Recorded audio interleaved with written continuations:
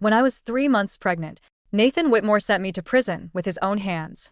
Before I signed the confession, I asked him one last time if I really had to take the blame. He said, "You're pregnant. The attorney says we can apply for supervised release, maybe house arrest. It won't be too hard on you." But Olivia is different. She's not strong enough for prison. If she gets sentenced, she'll break. Think of it as doing one good thing for the baby. "I promise you, when you get out, I'll marry you," I asked him. "You once said I owed Olivia a life. If I do this, is the debt paid?" Nathan nodded. He said he would be grateful to me for the rest of his life. So, I signed the confession before I reported to custody. I ended the pregnancy through legal medical care.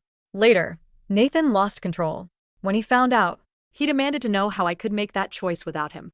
I told him I won't let my child have a mother with a prison record, and a father who thinks love means ownership.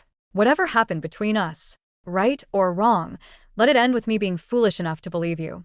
From this moment on, Nathan, we owe each other nothing. The day I was released, no one came to pick me up. A correctional officer walked me to the front gate. She looked at the empty road outside and asked, "Do you have a ride?" I had no money. The plastic bag in my hand held the few clothes I owned was so light. It almost felt like nothing, just like my life. I squinted into the bright afternoon sun and smiled. "I'll figure it out. I don't have cash, but I've got feet." The officer hesitated then and reached for her wallet. "No thank you," I said. "My place isn't far. I can walk." I had known no one would come. So before I entered prison, I had memorized the route.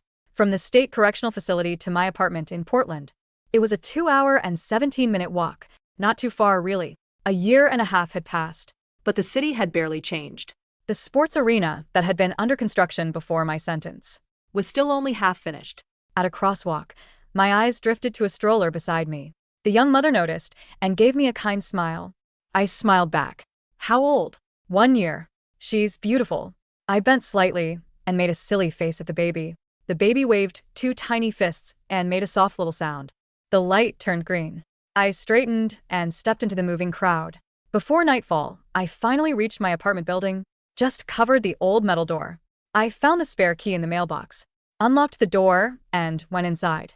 On the shoe cabinet sat my mother's framed photograph. I picked it up, wiped the dust from the glass with my sleeve, and gave a faint smile. "Mom," I whispered, "I'm home." It took time to become part of the world again.